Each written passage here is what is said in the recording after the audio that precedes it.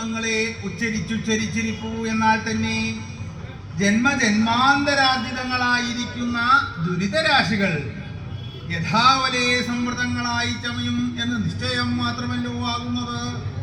ആയതുകൂടാതെ കണ്ട് മറ്റസാരങ്ങളായി, അനിത്യങ്ങളായി, അല്പസുഖപ്രദങ്ങളായി, അവസാന വിരസങ്ങളായി, ദുഃഖമിശ്രിതങ്ങളായി, ദുരിതോദർക്കങ്ങളായിരിക്കുന്ന ഓരോരോ വിഷയാധികളിൽ പരിഭ്രമിച്ച് തന്റെ കാലക്ഷേപം ചെയ്തു പോവുകയല്ലോ ചെയ്യുന്നത്. അത് ഈ മനുഷ്യർക്കെത്ര സുഖം! മനുഷ്യജന്മം യഥാർത്ഥ ലഭിക്കുന്ന ഒരു വസ്തുവാണെങ്കിൽ ആയതൊക്കെയും കൊള്ളാം. സുഗുണദുഷ്കൃതങ്ങൾ തുല്യങ്ങളായിരിക്കുന്ന സമയത്തെങ്കിലേ മനുഷ്യജന്മം ലഭിപ്പൂ എന്നിരിക്കുന്ന ഈ മനുഷ്യജന്മത്തെ ദൈവഗതിയാ ലഭിച്ച സമയത്തെങ്കിൽ വ്യർത്ഥമാക്കി കളയാതെ കണ്ട് ഒരവസരം വരുന്ന സമയത്തെങ്കിൽ പാപനിവർത്തി വരുത്തി പരമപുരുഷാർത്ഥമായിരിക്കുന്ന മോക്ഷത്തെ സാധിച്ചുകൊള്ളണം. ആയതിന് വേണം എല്ലാ ജനങ്ങളും എല്ലാ സമയത്തിലും പ്രയത്നം ചെയ്തുകൊള്ളുക. ആയതത്രേ ഇവിടെ ജന്മസാഫല്യമാകുന്നത്. വാസുദേവ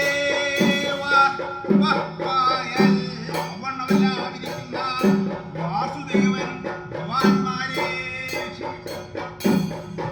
ഭഗവാന്മാർക്ക് പല പ്രകാരേണയും ഉണ്ടാകുമല്ലോ സങ്കടങ്ങൾ. ആധ്യാത്മികങ്ങളായും ആദി ഭൗതികങ്ങളും. കൂട്ടത്തിലൊന്നും വാസുദേവൻ എന്നുള്ള പേര് കേൾക്കുണ്ടായിട്ടില്ല. പേരിടാൻ സമർത്ഥന്മാരാണെന്നാ തോന്നണത്. ആർക്കൊക്കെയാ പേരിടണമെന്ന് അറിയില്ല. പണ്ടൊക്കെ ഇഷ്ടം പോലെ പേരുകൾ ഉണ്ടായിരുന്നു. ഇപ്പോ പേര് കേട്ടാൽ ആണോ പെണ്ണോ എന്നുള്ളത് അറിയോ? അതറിയാണ്ടിരിക്കണം. ഇപ്പൊ രൂപം കണ്ടാൽ അറിയില്ല. അപ്പൊ ഇതിന്റെ ഇടയിലൊക്കെ വന്നിരിക്കണ്ടെന്നാ പറയണത്.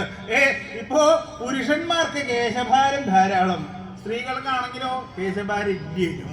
അങ്ങനെ ആയിരിക്കണം. അപ്പോ ഇക്കൂട്ടത്തിങ്കൽ ആരാണ് ആരാ പെണ്ണെന്നൊന്നും തിരിച്ചറിയാൻ സാധിക്കുന്നില്ല. അതിന്റെ ഇടയിൽ എങ്ങനെയാണോ ഈ വാസുദേവനെ കണ്ടുപിടിക്കുക? പണ്ട് ഇല്ലത്ത് ദാരിദ്ര്യാന്ന് വിചാരിച്ച് ഞങ്ങൾ ആ ഭാഗത്തൊന്നും കുറവ് വരുത്തുണ്ടായില്ല. അനവധിയായിരുന്നു ഉണ്ണികളും സാവിത്രങ്ങളായിട്ട് ഇഷ്ടം പോലെ പേരുകളാ. ഇട്ടിത്താത്രി, ഇത് കുറച്ചും കൂടി വലിയ ഇട്ടിത്താത്രി, അത് വലിയ ഇട്ടിത്താത്രി, ഇത് വിട്ടിയാസു. ഇങ്ങനെ ഓരോരോ പേരുകളായിട്ട് അന്ന് ഇങ്ങനെ ഇട്ടുകൊണ്ടിരിക്കുക. എന്താ വർഷത്തിങ്കൽ ആദ്യവും അവസാനം എന്നുള്ള രീതിയിൽ അങ്ങോട്ട് തുടങ്ങിയിരിക്കുകയായിരുന്നു. ദാരിദ്ര്യമൊന്നും ഞങ്ങൾ നോക്കാറില്ല.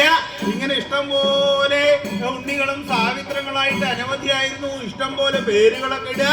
അങ്ങനെ ഇടണേന്റെ ഇടയില്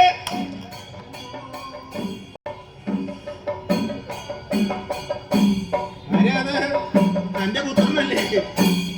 അവനൊരു പേരിടാൻ വേണ്ടിയിട്ട് സമാധിച്ചു. എന്താ വേണ്ടെന്ന് അറിയില്ല. അപ്പൊ എന്താ അടുക്കള ഭാഗത്തെന്ന് ആലോചിച്ചത്, നിന്റെ പേര് ചെരവ, നിന്റെ പേര് ആട്ടുകല്ല. ഇങ്ങനെ പണ്ട് ഉണ്ണികളും സാവിത്രങ്ങളും അനവധിയായിരുന്നപ്പോ ഇഷ്ടം പോലെ പേരൊക്കെ ഇട്ടിട്ടുണ്ടായിരുന്നു. ഇന്ന് കാലൊക്കെ മാറി.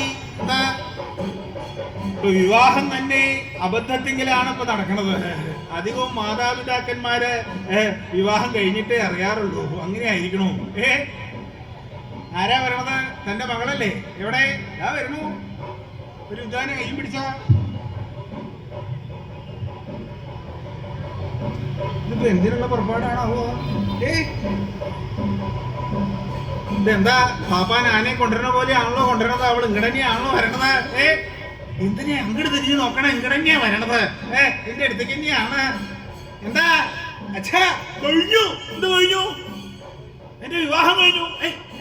ഞാൻ അറിയണ്ടായില്ലല്ലോ. അച്ഛൻ അറിയണമെന്നില്ല. ഞാൻ തന്നെ തീരുമാനിച്ചു, ഞാൻ തന്നെ നടപ്പിലാക്കി. അപ്പൊ അങ്ങനെയായിരിക്കണു. വിവാഹം കഴിഞ്ഞ് പലതും ഉണ്ടായതിനു ശേഷമൊക്കെ മകളെ കുറിച്ച് അന്വേഷിക്കാൻ പോവാൻ തോന്നുന്നുണ്ട്. അവിടെ ഇല്ലേ ഉണ്ടോന്നൊക്കെ നോക്കിയിട്ട് വരണം. ഇതിപ്പോ ആരെ അന്വേഷിക്കാനാണോ പോണെന്ന് അറിയില്ല. എന്തായാലും വേണ്ടില്ല, വിവാഹമൊക്കെ കഴിഞ്ഞല്ലോ. ഇനി എന്താ ആ വിവാഹം നടത്തുക എന്ന് പറയുമ്പോൾ അതിന്റെ ചെലവ് ആലോചിക്കുകയാണെങ്കിൽ ഇങ്ങനെയൊക്കെ ആയാലും വലിയ പോരായ്മ എന്നുള്ള അത് കഴിഞ്ഞ് എല്ലാവരോടും ഒന്ന് പറയണമെന്ന് മാത്രമേ ഉള്ളൂ. എന്താ അതെ ഇങ്ങനെയൊക്കെ ആയി ക്ഷണിക്കാനൊന്നും സാധിച്ചില്ല, അപ്പൊ അങ്ങനെ ഇങ്ങനെ എന്നൊക്കെ പറയാം. വിവാഹത്തിന് സദ്യ ഇല്ലാന്ന് പറഞ്ഞപ്പോഴേക്ക് ഇറങ്ങിപ്പോക്ക് തുടങ്ങി. വിവാഹം ഇല്ലാന്ന് കേട്ടപ്പോഴേക്ക് ഇറങ്ങിയതാ.